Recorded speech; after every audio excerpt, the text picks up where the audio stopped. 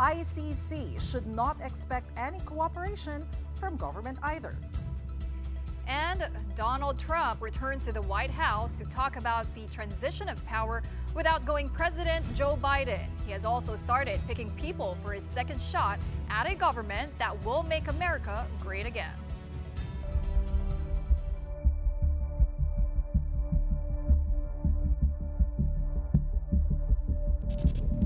We start off tonight's newscast with Typhoon Ofel, which about 7 hours ago was categorized as a super typhoon. It packed rains and winds so intense that signal number 5, the highest tropical cyclone wind signal, was raised. By 1:30 in the afternoon, Ofel has weakened as it interacted with the landmass of Luzon, but it continues to cross the northeastern portions of the island while slowly heading out the country. Now, the typhoon could pass close to Babuyan Islands anytime this evening, with a landfall there still a possibility. Ofel's first landfall was in Bagao, Cagayan. Speaking of Cagayan, we have News 5 correspondent Brian Basa there. He has been there for a couple of days now on the ground to give us the very latest situation. Brian, hi, can you hear me okay? And kamusta na ang Cagayan matapos ang landfall dyan sa may bandang Bagao kanina? Where are you at the moment and how is the weather right now? Thankfully, Sean, Mate, and Pawi, I can hear you clearly because I am here with my team in Santa Ana Town, where the rains and winds have been consistent for the past 8 hours. So, kanina, di ba, naglandfall bandang alauna or past, yun nga, parang 1 p.m. sa may Bagao Town. If I'm not mistaken, I think or 1 or 1:30 p.m. Pero dito sa Santa Ana, tuloy-tuloy ang pagbuhos ng ulan at saka yung pagbuga ng hangin ng Typhoon Ofel. And right now, because we are communicating via phone patch, that is because cellular reception may be strong, but transmission is weak. So I do get notifications. To illustrate it, I do get notifications online from messaging apps, but I cannot send messages or I cannot reply online. So text lang ngayon at call ang ating means of communication dito sa Santa Ana. Also, it's pitch black here in the town because power supply is out. How did we know it's going to happen? Well, we saw electric posts that were swaying earlier on the road. Alam mo, how do I describe it? Para siyang laruan na nilulundo-lundo ng hangin. Ganun kalakas ang impact ng paghagupit ng Typhoon Ofel. Right now, again, I don't see much here. Walang katao-tao sa labas. Other people describe it as a ghost town because many of the residents are in evacuation centers at the moment. I think there are almost 4,000 people in the whole town who are affected by the typhoon. Late. Okay, signal number 5, Brian, napaka-intense nun. I don't think I have actually lived through a signal number 5. Parang hanggang 4 pa lang yung naabutan ko. Wag na. Oh. Pero ano no, kahapon kasi kausap namin, guys, si Brian dyan. Sabi niya may calm before the storm, no? So in between 2 storms. So you were saying, Brian, last night na preparado naman, although yung tubig baha mataas pa rin. I have no idea if you're able to get reports on the ground on the current situation on the floods? May mga natira ba na nag-refuse to evacuate and all that? Okay. In Tugigaraw City, at least before the communication systems got weak, parang pa-receive pa yung tubig sa Cagayan River. No? So, although still on an warning level, actually naging alert level na lang siya. Because just for context, ang warning level or yung second, yung intermediate na warning is 8 meters, parang nag 7.8. So medyo nagbumaba pa lalo, no? But because of the rains, and if I'm not mistaken, umulan din sa Isabela, so we are expecting na baka umakyat na naman yung level ng tubig sa Cagayan River. At pag umabot yan ng critical level, which is 11 meters, that will mean flooding in low-lying areas. Here in Santa Ana, ganun din ang fear because this is a catch-based pond of Sierra Madre.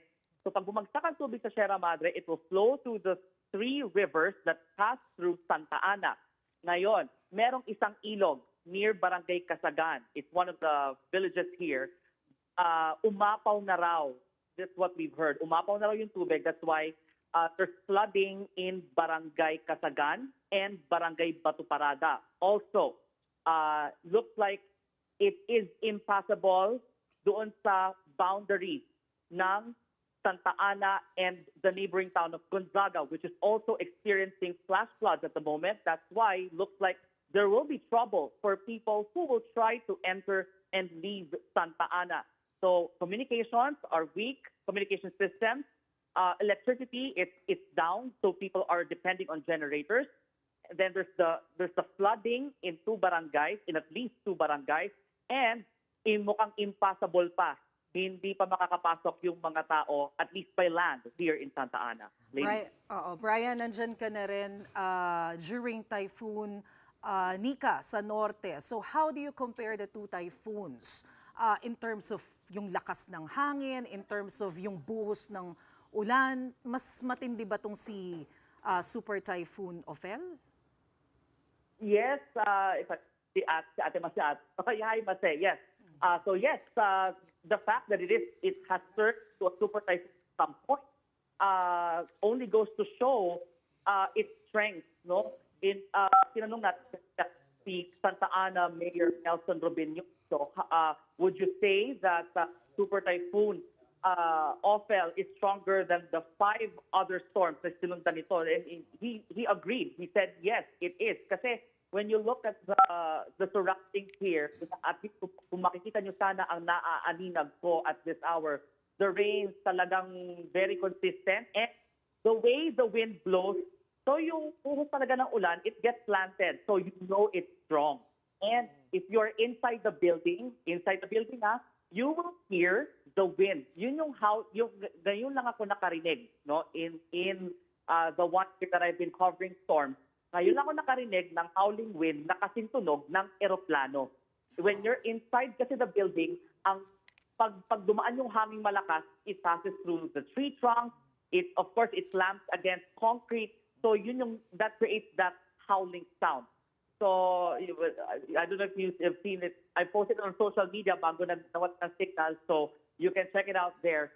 So definitely itong Super Typhoon, now Typhoon Ofel, has a strength of its own. It's on a different level compared with the previous storm. Nakikita namin, no, Brian, na based on your footage, which we are rolling right now, gumigewa nga yung camera that is taking the footage. So, ganun kalakas talaga yung mga pag-ulan. Okay, Brian, quickly, you mentioned there are already around 4,000 evacuees. How's the situation in evacuation centers? Are there enough food, water, clothes to keep them warm? And nararamdaman na ba yung tinatawag nating typhoon fatigue sa mga residente dyan? Okay, at this point, I'm not sure if it's Sean or Pawi, but so sa evacuation centers na sapat pa naman ang mga pagkain at supply because we can't recall that a few days earlier, Bongbong Marcos visited Santa in Cagayan, and he handed 10 million pesos to the local government. So that's a huge boost to their funds. Especially na ito ay talagang daanan ng bagyo. So, and also, Santa Ana is under a state of calamity ever since Typhoon Marce, Bagyong Marce. So, there is enough money or there are enough funds to augment barangays if ever they need additional money or additional funding to aid their residents. Ngayon, the strategy of Santa Ana is first, they will evacuate the residents to their respective barangay evacuation centers. If they get filled up, then they can proceed to the municipal evacuation center dito sa sentro. And then if it's still pagtuno pa rin na mukhang hindi pa naman ata, ay they could use the other government facilities, schools and churches. Last resort will be the Camilo Ocias Naval Base in the northeastern tip of the country. Na nga yung EDCA site, no, na dapat gagamitin din for humanitarian response. But Bri, yesterday you mentioned that you are with alagang kapatid. Nasaan ba kayo nagsistay ngayon? Kasi parang medyo tahimik yung location mo, unlike the last time we spoke.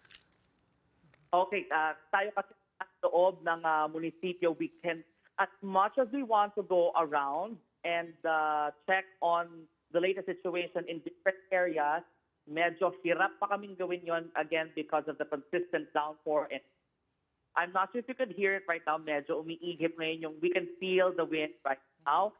Ayan, medyo umiihip, so I could feel it in my hair, in my raincoat. And yes, I was with Alagang Kapatid Foundation last night. They handed almost 200 food packs to affected families in Barangay Anapunan West in Tuguegarao City.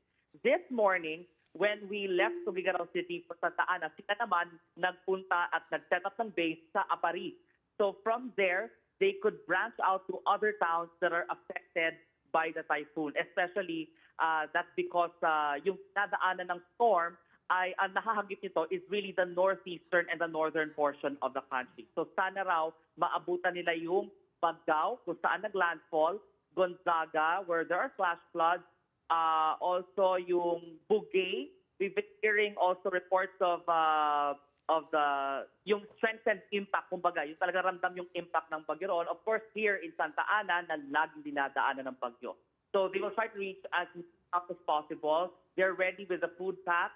They're with linen, cloth, yung mga tela, kung kailangan, yung mga giniginaw nating residente to keep them warm at night. Ladies. Okay. Maraming salamat sa mga updates. And of course, do keep safe and dry over there in Cagayan. Brian Basa reporting to us live from Santa Ana. Meanwhile, news of Typhoon Ofel prompted residents in Isabela province to evacuate early to higher ground. But as they faced yet another storm, residents are starting to feel typhoon fatigue. Mon Gualvez has that story.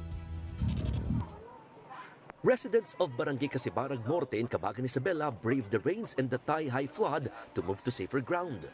Some even brought their pets with them. Maridel admits being fearful because as the floodwaters from Typhoon Nika are yet to subside, here comes Ofel, threatening to wreak them havoc once more. Diyan kami natatakot kasi sobrang taas ng tubig dito. Kailangan likas agad kasi ayaw namin mangyari sa mga tao dito kasi malakas ang agos dito. Jean confesses to feeling typhoon fatigue and its effects, especially on their livelihood, is starting to wear her out. Nakakapagod po, mahirap din po ang lumikas. So gawa na din ng nakakaistorbo sa mga pang-araw-araw. Wala kaming pagkukuhanan ng pwedeng pang-araw-araw namin dito. Meanwhile, as everybody's rushing to evacuate, we caught sight of Tatay Anong climbing up the roof of his house with hollow blocks in hand. Kasi matuklap pag malakas yung hangin. Yung dati na yung mga nyero ko lumipad. Fortunately, the wind gusts and rains caused by Super Typhoon Ofel appear to be a bit weaker than Typhoon Nikas for now. Meanwhile, in the town of Tumawini, residents evacuate with their cows. They almost fill up this covered court that has been repurposed as an evacuation center. Despite their desolate state here, Maria Fest family would choose this over staying in their home beside the river where their roof has been blown off by the previous storm. Pag nakakarinig po ako ng ganito, simple man lang po yung bagyo, kahit signal number 1 lang po, talagang kinakabahan na po ako. 2 baso lang po yata yung bigas na namin, nadala, as in wala po. And because of the weather, children are starting to get sick. Hindi natin naiiwasan na na-expose sila sa ulan at saka sa lamig. So ready ang mga barangay health workers natin sa pagbibigay ng mga free medicines. That is why, as local officials made rounds of the evacuation center, they made sure to distribute hygiene kits, as well as medicines and vitamins for the kids. For News 5, I'm Mon Gualvez. We are One News. Right, we have been talking about the typhoon, so let's check in on Typhoon Ofel, which is weakening as it continues to move towards the Babuyan Islands. The center of the Typhoon Ofel was estimated in the vicinity of Gonzaga, Cagayan, or in the vicinity of Isca, Cagayan. Ofel will continue moving northwestward and pass close or make landfall in the vicinity of the Babuyan Islands tonight. Ofel's maximum sustained winds are still at 165 kilometers per hour near the center, with gustiness of up to 275 kmh. Signal number 4 remains up over the Babuyan Islands and the northern and eastern portions of mainland Cagayan. Signal number 3 is up over Batanes, the rest of Cagayan, the northern portion of Isabela, the northern portion of Apayao, and the northern portion of Ilocos Norte. Meanwhile, signal number 2 is up over the western and eastern portions of Isabela, the rest of Apayao, Kalinga, the northeastern portion of Abra, the eastern portion of Mountain Province, and the rest of Ilocos Norte. The rest of Isabela, Quirino, and the northern portion of Nueva Vizcaya, as well as the rest of Mountain Province, the rest of Ifugao, the rest of Abra, the northern portion of Benguet, Ilocos Sur, the northern portion of La Union, and the northern portion of Aurora are all under signal number 1. Now, if the last 5 cyclones cross northern Luzon, the incoming 6th one is expected to cross mainland Luzon. I'm talking about Tropical Storm Manyi, who is expected to enter the Philippine Area of Responsibility sometime tonight, November 14. And when that happens, it will be named Pepito, the 16th tropical cyclone to hit the country this year, and the 6th in less than 1 month. Pag-asa's forecast track sees the cyclone reaching typhoon strength as it moves closer to eastern Visayas, that's from Friday to Saturday, before heading up towards the Bicol region, Quezon, and Aurora over the weekend. The cyclone's center is also seen to pass near Metro Manila. Pag-asa has released a rainfall outlook for Manyi, or who we will be calling Pepito, and these include areas that could be affected beginning Friday. These provinces that you are seeing on your screens could experience moderate to heavy and sometimes intense rainfall, and also indicate when the rains are projected to hit.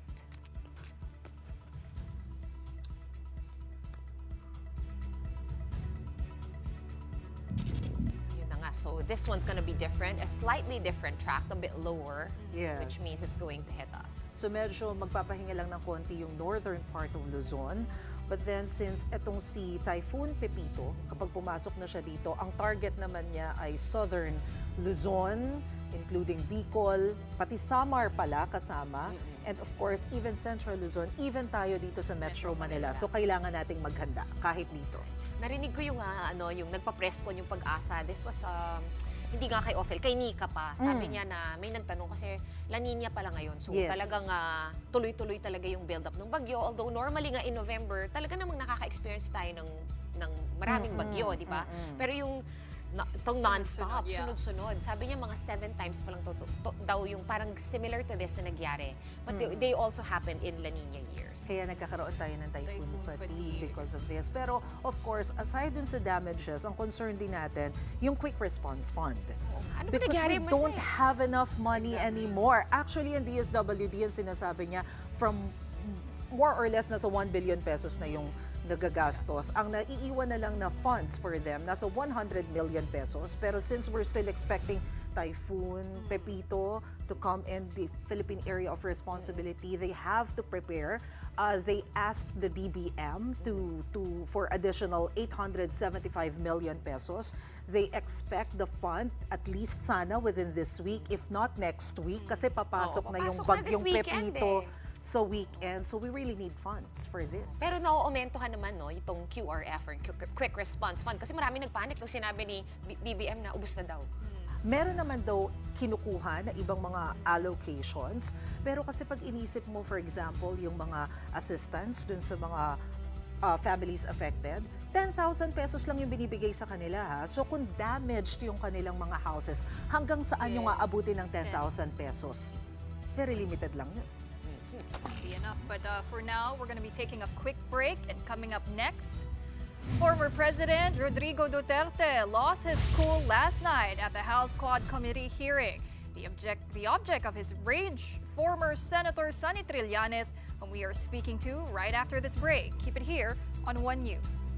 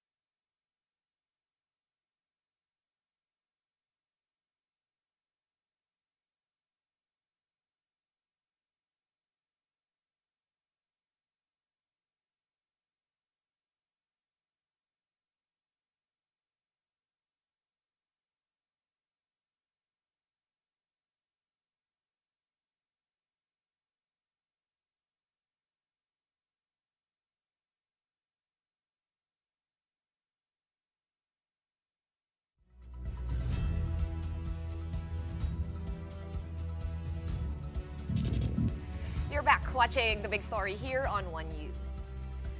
They won't help, but they also won't stand in the way. That's the Philippine government's stand in case the International Criminal Court acts upon possible incriminating statements made by former President Rodrigo Duterte during the House Quad Committee hearing yesterday. Especially President Bongbong Marcos points out if the Interpol enters the scene. Marami akong pinatay na pulis sa Davao na kriminal. Ako mismo ang talagang humirit, harap-harapan. Former President Rodrigo Duterte did not mince words when he faced his first ever House Quad Committee hearing yesterday. He even seemed proud in saying he did kill when he was Davao City Mayor. Duterte was under oath before he spoke in the said hearing, which President Bongbong Marcos himself pointed out as he confirms the Department of Justice is already studying the possibility of holding Duterte liable for his statements in the Quadcom. You know, all of the testimony that was given yesterday really will be taken in and will be assessed to see what in legal terms what is the real meaning and consequence of some of the statements made by PRRD.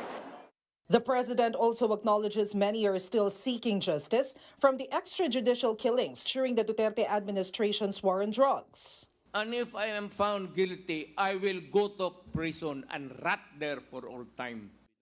That's why if Duterte did decide to submit to the International Criminal Court, as he himself pronounced during the hearing, Marcos Jr. said the government won't stand in the way. If yun ang gugustuhin ni PRRD, hindi naman kami haharang doon sa mga ICC. Hindi lang kami tutulong. The Philippines withdrew from ICC membership during the Duterte administration. Even President Marcos acknowledges this as he insists the government is in no obligation to provide them assistance. But according to Executive Secretary Lucas Bersamin, it's the other way around if the ICC will course its warrant through the Interpol. The ICC might or could refer this process to the Interpol. And under our protocols, the Interpol could effectively request by red notice the local law enforcement agencies to effect the process. For News 5, I'm Maricel Halili. We are One News. With accusations of suspicious bank deposits, fiery exchanges, former President Rodrigo Duterte definitely lost his cool in last night's House probe, at one point even attempting to throw a microphone at his long-term political rival, former Senator Antonio-Trillanes IV. And tonight, we will delve into his motivations as well as his perspectives on that recent clash. We have former Senator Trillanes joining us over the phone tonight. Can you hear me, Senator Sonny? Good evening, ladies, and good evening to your viewers. Okay, first off, I was wondering, when I saw you show up at around 4 p.m., were you actually invited to the House hearing? And when did you receive the invite? And when did you RSVP that you were indeed going to show up yesterday? Because there was a bit of a mix-up. Yesterday wasn't supposed to happen, then last minute it happened. So we're just wondering, Senator, paano po yung appearance ninyo? No? When was that factored in? I was informed about a possible, for that matter, I was invited to attend the hearing around Tuesday in the evening, but they were saying that it's still tentative. So I wasn't really aware that the hearing would push through and that my invitation would still be valid. And I was informed again during the afternoon, yesterday afternoon. So from Caloocan, I went straight to the Batasan. Okay, so would it be fair to say, Senator Sonny, na medyo may pagkabiglaan yung appearance ninyo? Kasi lahat kami nagulat din. Mm-hmm. Yes, biglaan. But I was informed, I was invited last Tuesday pa, but yun nga, hindi pa sure yung hearing itself kung tutuloy. Kaya ano lang, I was passive about it. Pero nung in-inform ako na tuloy yung pagpunta ko, I was ready to make my presentation. Okay. Senator, this is Maricel. Let's talk about the bank accounts that you mentioned during the hearing yesterday. This issue is not new kasi you already brought this up, I think sometime in 2016 during the start of the term of President Duterte. So what actually motivated you to bring this issue again this time before the Congress? And meron ba kayong pinangahawakan na bagong evidence with regards to these allegations?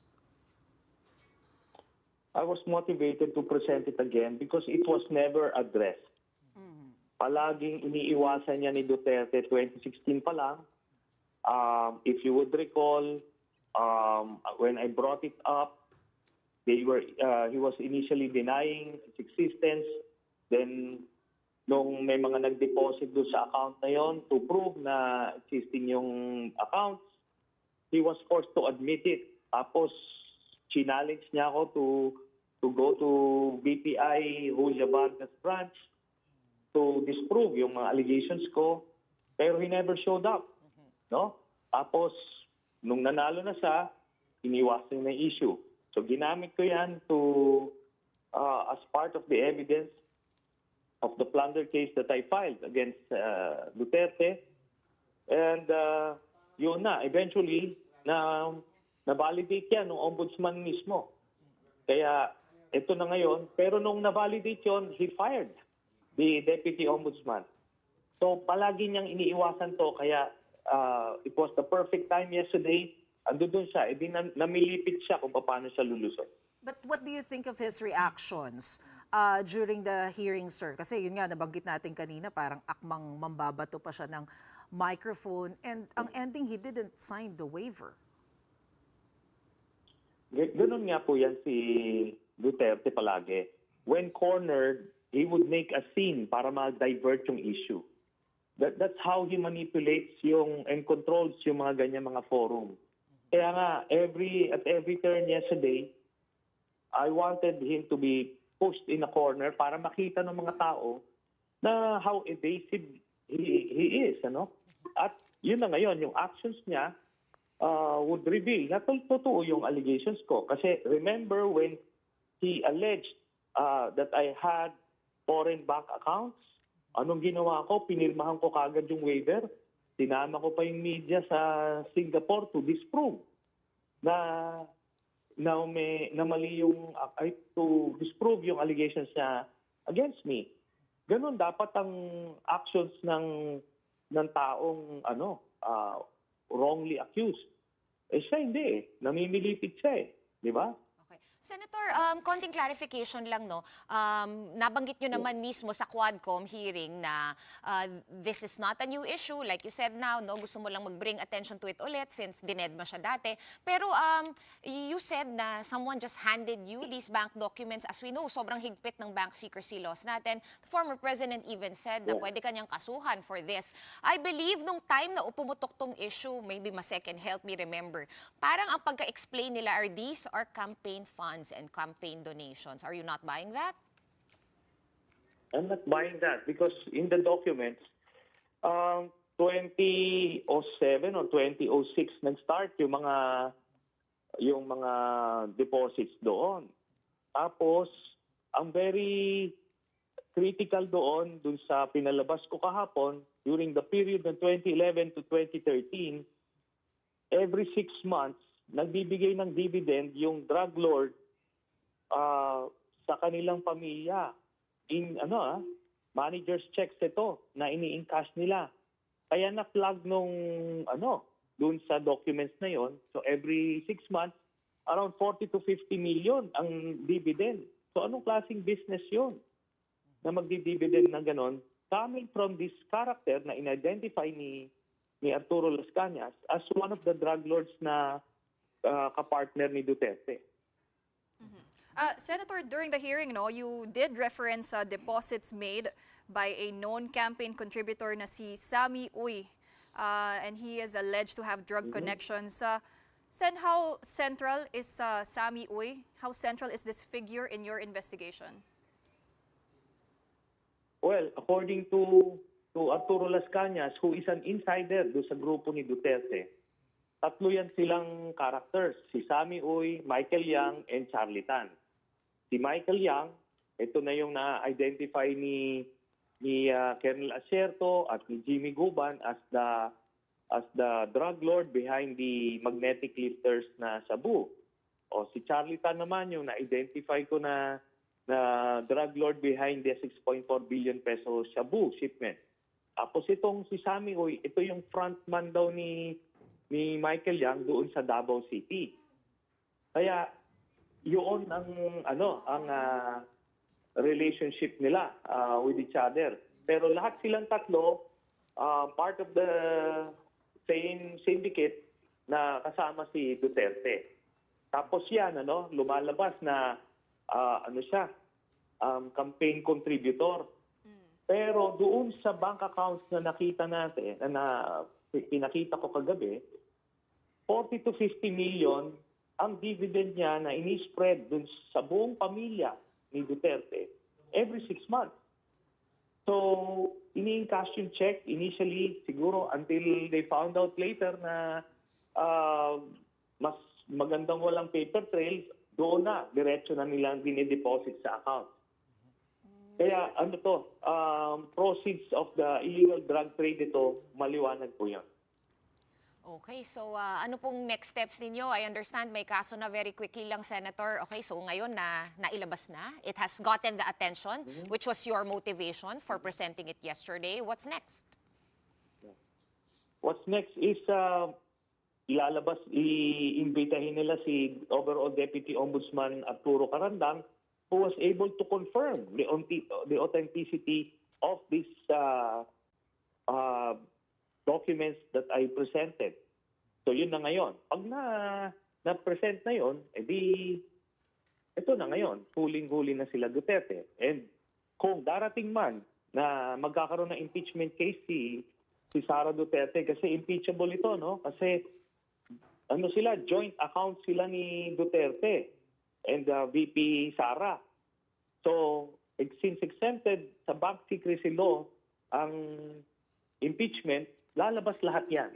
Pati yung mga checks na sinasabi ko, which would constitute direct bribery, illegal drug trading, money laundering, non-declaration sa SALN, among other impeachable offenses.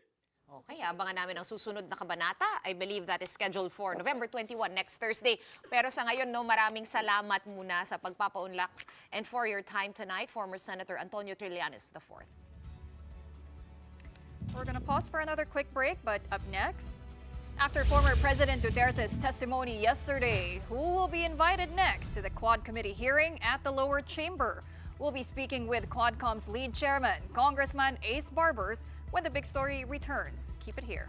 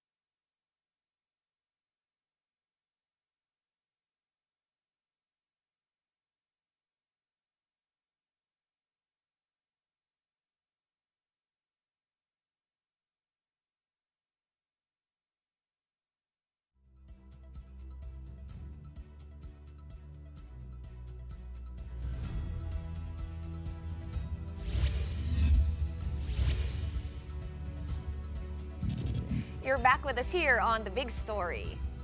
let's circle back to one of our top stories tonight. The impact of former President Rodrigo Duterte's testimony yesterday at the lower chamber. Will he be invited again? Who's going to be invited next? And what's next for the Quadcom? Well, let's ask that and more from the lead of the mega panel. Of course, Surigao del Norte's 2nd District Representative Robert Ace Barbers. He joins us now, I think, over the phone. Congressman Barbers, can you hear us okay? Yes, I can hear you. Okay, so I'm not sure if you heard our interview with former Senator Sonny Trillanes, but nevertheless, he mentioned that in the next hearing, you will be inviting former Deputy Ombudsman Arthur Carandang. Is this true? Yes, that is correct. No, we're basing it on the narrative of. Hello. Yes. Go ahead, Congressman. Hello. Yes, Congressman. Yes, we sir, can we hear can- you fine. Congressman Barbers? I think we lost him.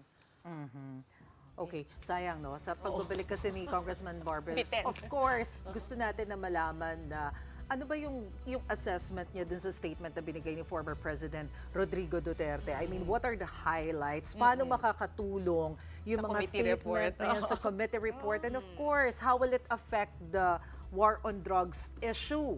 Diba? At saka kasi, I also wonder kung gaano kalaki o gaano kabigat yung statement dun sa Congress sa pagsasampa ng kaso kung makita man nila na may basis for filing cases against the former president. Well, here we go, Mase. I think we have Kong Ace back on the line. Congressman Barbers, can you hear us okay this time around? Now it's better. Okay, Now okay. it's better. So you were saying, Kong, about former Deputy Ombudsman Arthur Carandang being invited to the next Quadcom hearing next Thursday.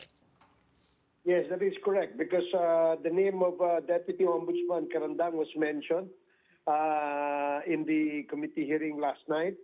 So we thought that in order for us to be informed with the issues raised by former Senator Trillanes, we better invite Deputy Ombudsman Carandang.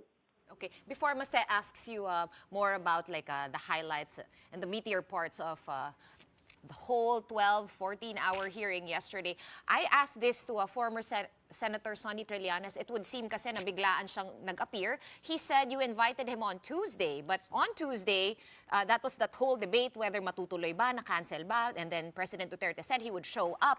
Was he really invited? When was he invited? And what were you expecting him to present at the Quadcom, which is the reason for his invitation? Yes, we invited our resource persons since Monday, but since last week. But in Monday afternoon or evening, we decided to cancel the hearing on Wednesday because there were several witnesses that we have not vetted yet. So we felt that it might not contribute information to the Quadcom. So we said that maybe we can move it. So when we decided to move the hearing, we immediately sent notice of cancellation to all the resource persons that we invited. Okay. And that's why that was late in the evening of Monday. But late in the evening of Tuesday, we changed our minds and we finally pushed through. We decided to push through with the Wednesday committee hearing because there were information from the social media that former President Duterte will attend and will go to the Quadcom hearing in spite of the fact that he was already informed that it was canceled. So we said, okay, better take advantage of the presence of the former president.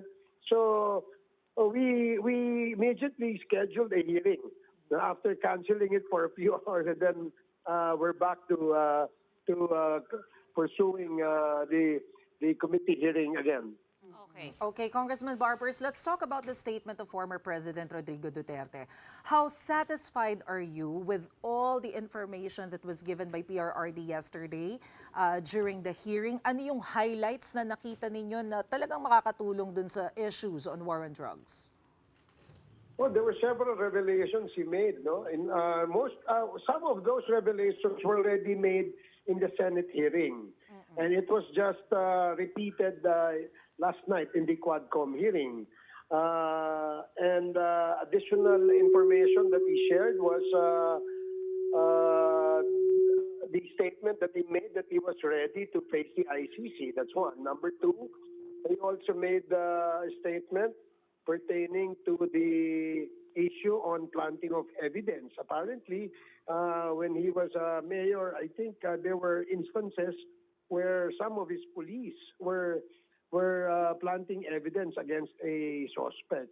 So all these revelations are material to the investigation that the Quadcom is conducting, because we'd like to propose legislation to reform, the whole proposed reforms in the justice, not in the justice system, but proposed reforms in the Philippine National Police, as well as other laws that will penalize, strictly penalize those who violate the provision of the law that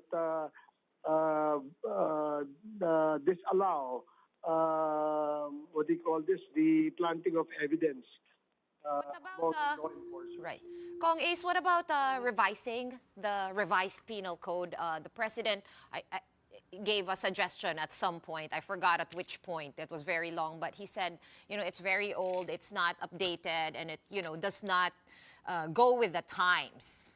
Are you also looking into that? Yes, that's correct. We're in the process of studying already which section of the revised penal code will be amended, especially those that are really outdated, which means we really have to adjust to make it in tune, so to speak, with the times. So one of which is the provision of the planting of evidence, because there are special laws as well which penalize the planting of evidence. So maybe we can reconcile all of them and perhaps come up with a updated revised penal code. Sir, yung mga admission kahapon ni PRRD, including yung mga reward system, yung allegedly pagpatay ng 6 to 7 people when he was still the Davao City Mayor, are these enough bases para ma-held liable si former president? How does it work? Well, it has to be substantiated by more evidence. Knowing the former president, sometimes when he says things, it's really difficult to determine whether the statement is a hyperbole, a joke, or maybe even the truth. So maybe we must devote more time to really analyze and study the statements made by the former president. Okay, Congressman, with the attendance of Congressman, with the attendance of former President Duterte yesterday, do you think we are now nearing to the end of the hearings? Are we close to wrapping things up? What do you still need? What's next for the Quadcom? May mga iimbitahin pa po bang mga resource persons? Earlier you mentioned itong si Deputy Ombudsman Carandang, but aside from him, sino pa po ba ang kailangan ng House Quadcom? Well, marami pa, Marami pa kaming nakikitang dapat hingian ng impormasyon, tungkol sa usapin ng EJK at sa Pogo. Lately, there was a news report that the boss of all bosses was apprehended I think in Laguna. But another news report came out just recently, the most recent one, at sinasabi na yung boss ng Pogo ay Mr. Richard Lim. I think we should get more information about that from the PAO, from the PNP, so that we can really make sure that when we write our committee report, lahat po ng dapat mapanagot at magkaroon ng accountability yung mga tao na nasa likod nito. Ang dami na nating inikot, no, Kong Ace. We started with POGOs, we started with illegal drugs, we ended with EJ case. At which point, no, na parang you guys said kasi na the reason bakit may Quadcom is because kawing-kawing tong mga kaso, tong mga issues na ito. Right now, is there a clearer connection after 11 hearings, all marathon sessions? Mas clear na ba ngayon yung connections between these specific issues? Yes, medyo I would say it's a lot clearer now compared to when we started. Kasi if you recall, I think during our 6th hearing, nag-present kami ng isang matrix na kung ano yung connection ng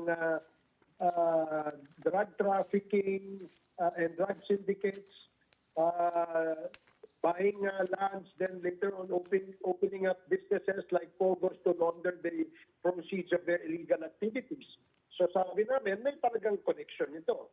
Ang malaking tanong ay sino bang nasa likod na malalaking opisyal na nasa likod nitong mga sindikatong ito na nagkaroon sila ng lakas ng loob na pumasok sa ating bansa. And that is what we want really to establish. That's why we're conducting this investigation. Aside from recommending remedial legislations and new legislations, maybe we can get down to the bottom of the issue so that we can make people be accountable. Well, you can trust Kong Ace na lahat kami dito ay susubaybay, no, sa susunod na hearing. I believe that's on Thursday. But for tonight, thank you so much for your time and for talking to us tonight. Congressman Ace Barbers, lead chairman of the House Quad Committee. Sabihin ko sana, susubaybay with popcorn. Oo nga eh. Hindi ka pa ba natuto na magbaon talaga ng chips at popcorn? Ay, talk to the people pa lang. May chips na diba? ako. Kailangan fully stocked yung refrigerator nowadays. Ang hirap kasi. Ako nga, bumibili akong kape, dala-dala ko pa yung phone ko. Pero hindi ka naman makatulog sa hearing nila. Totoo. Kahit na si President Duterte, hindi nakatulog. Hindi. All 12, 14 hours.